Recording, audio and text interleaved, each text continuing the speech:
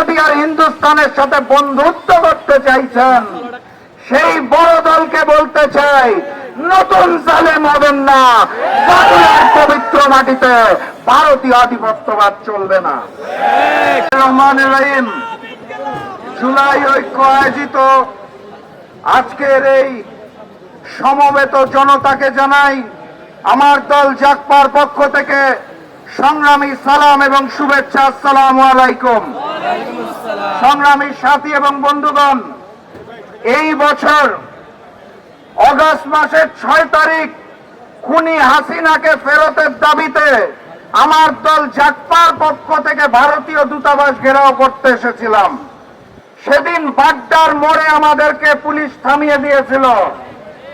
আজকে আরো বহুদূর এগিয়ে এসেছি, পরের বার এখানে থামবো না,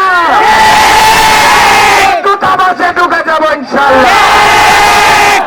সর্বপ্রথম বলতে চাই, আমার দেশে থেকে, আমার দেশে খেয়ে, আমার দেশে জীবিকা নির্বাহ করা এইখানে উপস্থিত সকল মিডিয়াকে, সেদিন জাগপার ঘেরাও কর্মসূচি ভারতীয় পত্রিকায় ছবি সহ নিউজ এসেছিল।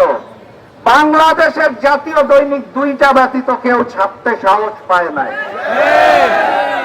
2টা ন্যাশনাল টেলিভিশন ছাড়া কেউ ফুটেজ দেখানোর সাহস পায় নাই। বাংলাদেশের মিডিয়াকে বলতে চাই, বাংলাদেশে থেকে বাংলাদেশকে ভারতের গোলামি আমরা মেনে নেব না।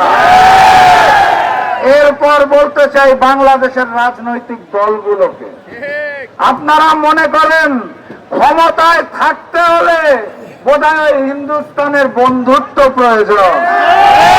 অগাস্ট মাসের 5 তারিখ ছাত্র জনতা প্রমাণ করে দিয়েছে এই বাংলাদেশে ভারতীয় আধিপত্যবাদ চলবে না, চলতে দেওয়া হবে।